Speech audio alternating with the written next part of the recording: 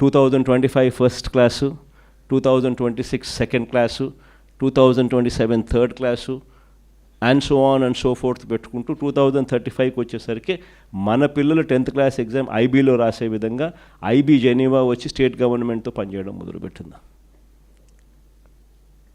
ఎందుకు ఇవన్నీ జరిగాయి?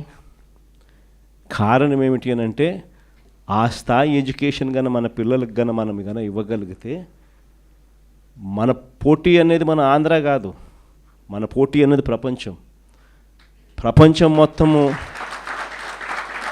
మన పిల్లలు పోటీ పడేటప్పుడు ఆ ప్రపంచంతో పోటీ పడే చదువులు మన పిల్లలకు అక్కడి నుంచి స్టార్ట్ అవుతున్నాయా లేదా అన్నది ది మోస్ట్ ఇంపార్టెంట్ ఆస్పెక్ట్ అవుతుంది. అక్కడి నుంచి వ్యవస్థను మార్చుకోవచ్చు.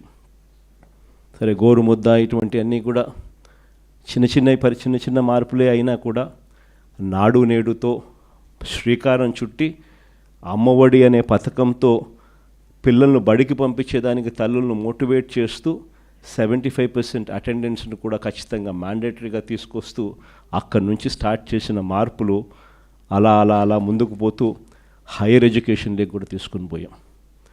మొట్టమొదటిసారిగా హైయర్ ఎడ్యుకేషన్లో జాబ్ ఓరియంటెడ్ కరికులంను తీసుకొచ్చింది ఒక వైఎస్ఆర్సీపీ హయాంలోనే తీసుకొచ్చినాం.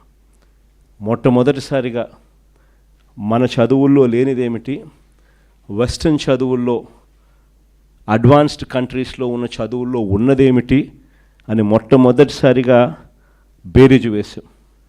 అక్కడ ఉన్న కోర్సులు ఇక్కడ ఎందుకు లేవు, ఎందుకు డిగ్రీ అన్నది ఇక్కడ నామకే వాస్తే చదువుగా ఉంది, ఎందుకు అక్కడ డిగ్రీ అనేది ఎందుకు వాల్యూ అనేది ఉన్నది అని చెప్పి అసెస్మెంట్ జరిగింది. ఎడెక్స్ అని చెప్పి ఒక సంస్థని తీసుకొని వచ్చి ఐవీ లీగ్ కాలేజెస్ అంటే ఈ స్టాన్ఫర్డు, ఎంఐటి, ఇవే కాకుండా ఎల్ఎస్సి, ఇటు పెద్ద యూనివర్సిటీస్ అన్నిటితో కూడా వాళ్ళ ఆన్లైన్ వర్క్, వాళ్ళ చదువులు, వాళ్ళ సర్టిఫికెట్లు, వాళ్ళ డిగ్రీలు మన కోర్సులో కరికులంలో భాగం చేస్తూ సర్టిఫికెట్లు కూడా వాళ్ళ దగ్గర నుంచి వచ్చేట్టుగా, క్రెడిట్స్ వాళ్ళు ఇచ్చేట్టుగా భాగస్వాములను చేస్తూ ఎడెక్స్ ద్వారా మన డిగ్రీలో కరికులంలో ఆన్లైన్ ద్వారా పార్ట్ చేస్తాం. ఇది మొట్టమొదటి మార్పు. డిగ్రీలో క్వాలిటీ ఇంప్రూవ్ చేస్తూ మొట్టమొదటిసారిగా డిగ్రీలో మ్యాండేటరీ ఇంటర్న్షిప్ తీసుకొచ్చినాం. మొట్టమొదటిసారిగా డిగ్రీకి వాల్యూ ఇస్తూ చదువులు ఉండేట్టుగా కాలేజీలన్నీ కూడా ఖచ్చితంగా నాక్ రిజిస్ట్రేషన్ వైపు అడుగులు వేయించాం.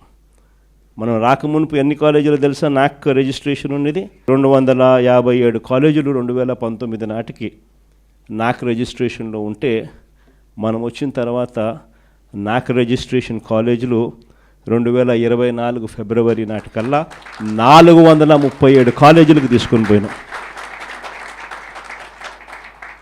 క్వాలిటీ ఆఫ్ ఎడ్యుకేషన్ను ఇంప్రూవ్ చేస్తూ, ఇదొకటే కాకుండా ఈ చదువులు చదివించే విషయంలో ఏ పేదవాడైనా కూడా చదువులు చదువుకునేదానికి అప్పుల పాలయ్యే పరిస్థితి రాకూడదు.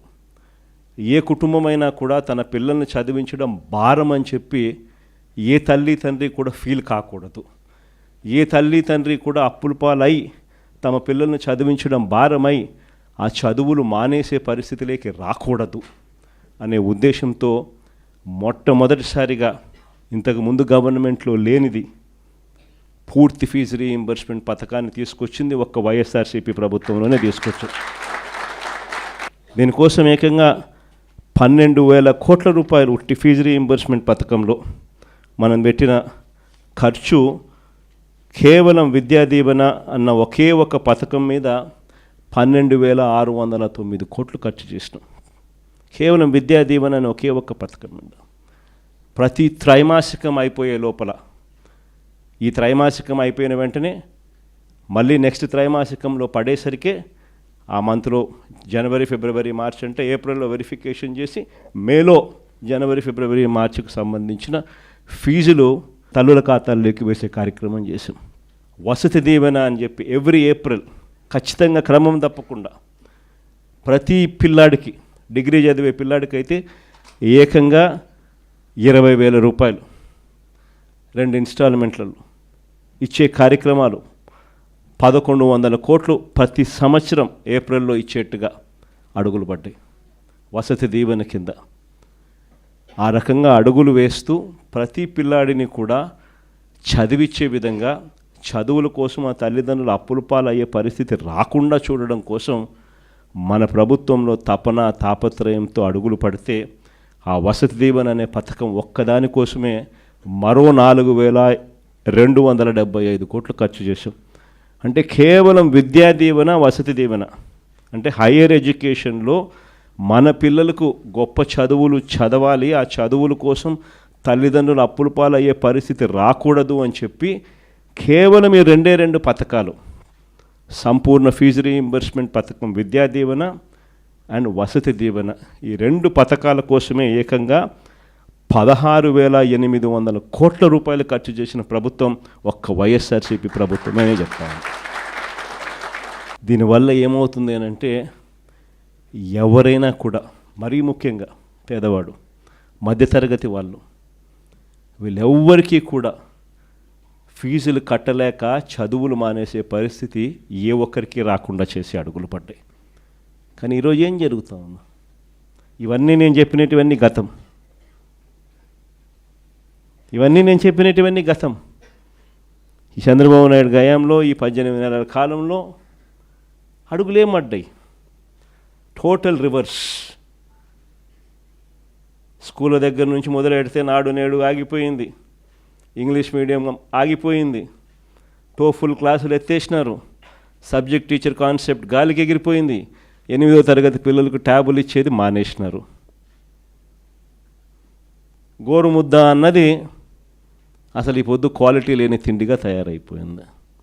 సరే, ఒకవైపున స్కూళ్ళు నాశనం అయిపోయాయి అన్నది ఒక్క నిమిషం పక్కన పెడితే, హైయర్ ఎడ్యుకేషన్కి వచ్చేసరికి పరిస్థితి ఏమిటి అని చూస్తే, ఈరోజు పిల్లలు చదవకూడదు, చదివితే వీళ్ళు ఎక్కడ గొప్పవాళ్ళు అవుతారేమో అనే బాధ చంద్రబాబు నాయుడులో ఎక్కువగా అనిపిస్తూ ఉంది.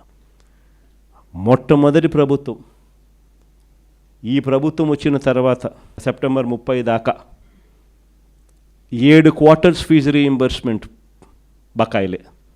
జనవరి, ఫిబ్రవరి, మార్చ్ 2024, జనవరి, ఫిబ్రవరి, March quarter 2024 which was suppose to be paid, ఏప్రిల్లో వెరిఫై చేసి మేలో డబ్బులు ఇవ్వాల్సింది. అక్కడ బ్రేక్ పడింది. ఎన్నికలు మే 13 ఎన్నికలు జరిగాయి, అక్కడ బ్రేక్ పడింది. చంద్రబాబు నాయుడు ఎన్నికల కమిషన్కి లేఖ రాసి ఫీజు రీయింబర్స్మెంట్ డబ్బులు జగన్ ఇస్తా ఉన్నాడు, ఆపండి అని చెప్పి ఏకంగా లేఖ కూడా రాసి కూడా ఆపిచ్చేసాడు. సరే, మే 13 ఎన్నికలు అయిపోయాయి, తర్వాత అయినా ఆయన ఇస్తాడులే అని ఇవ్వాలి కదా.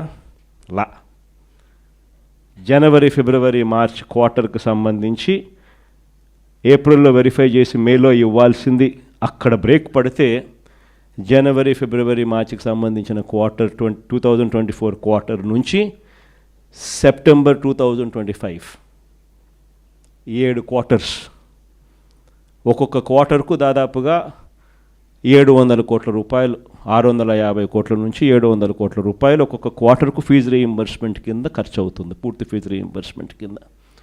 ఉజ్జాయింపుగా 7 క్వార్టర్స్కు ఇంటూ 700 అంటే 4,900 కోట్లు ఇచ్చింది ఈ ప్రభుత్వం. కేవలం 700 కోట్లు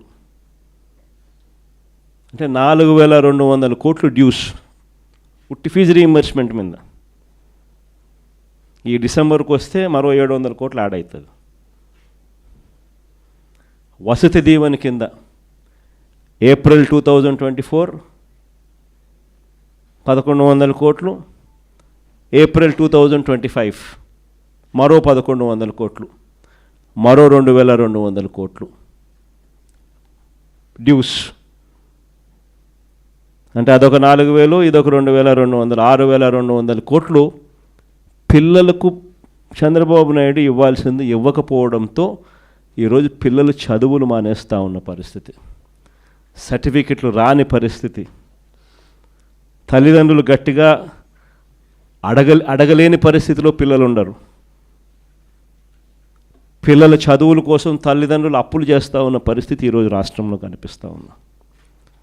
6,200 కోట్ల రూపాయలు ఫీజు రీయింబర్స్మెంటు, వసతి దీవెన, విద్యా దీవెన కింద ఈరోజు బకాయిలు. ఇలాంటి పరిస్థితుల్లో పిల్లలకు తోడుగా వైఎస్ఆర్సీపీ పార్టీ నాయకత్వం తీసుకోకపోతే రేపొద్దున భవిష్యత్తులో పిల్లలకు చదువులు రావు, చదువులు మానేస్తారు. ఒక చిన్న ఎగ్జాంపుల్ చెప్తా, మీ అందరికీ కూడా తెలిసే ఉంటుంది, GER రేషియో అని, గ్రాస్ ఎన్రోల్మెంట్ రేషియో అంటారు. అంటే నెంబర్ ఆఫ్ చిల్డ్రన్ ఇంటర్మీడియట్ తర్వాత హైయర్ ఎడ్యుకేషన్కి ఎంతమంది జాయిన్ అవుతున్నారు కాలేజీల్లో అనే లెక్క. 2018-19లో చూస్తే 27.86% మాత్రమే 2018-19లో GER రేషియో ఉంటే 2023-24 వచ్చేసరికి మనం ఇవన్నీ చేసి తోడుగా నిలబడేసరికి ఏకంగా 37% అది పెరిగింది.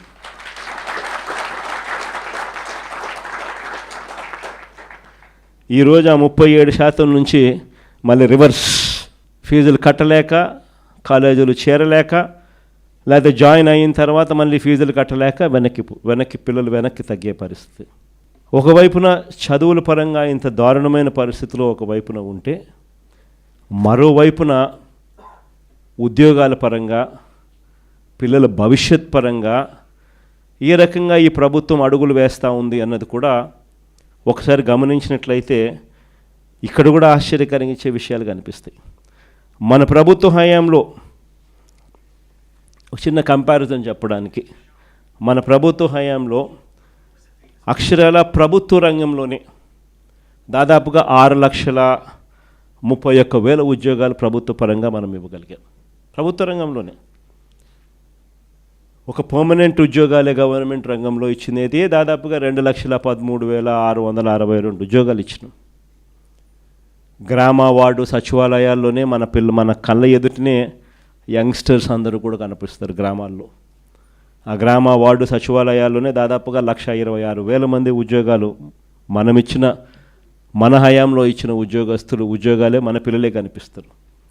మరో 52,000 మంది ఆర్టీసీలో గవర్నమెంట్గా వైఎస్ఆర్సీపీ గవర్నమెంట్లో రెగ్యులరైజ్ చేస్తే 52,000 మంది ఆర్టీసీ ఎంప్లాయీస్ను గవర్నమెంట్లో రెగ్యులరైజ్ అయిపోయిన ఉద్యోగస్తులుగా కనిపిస్తారు.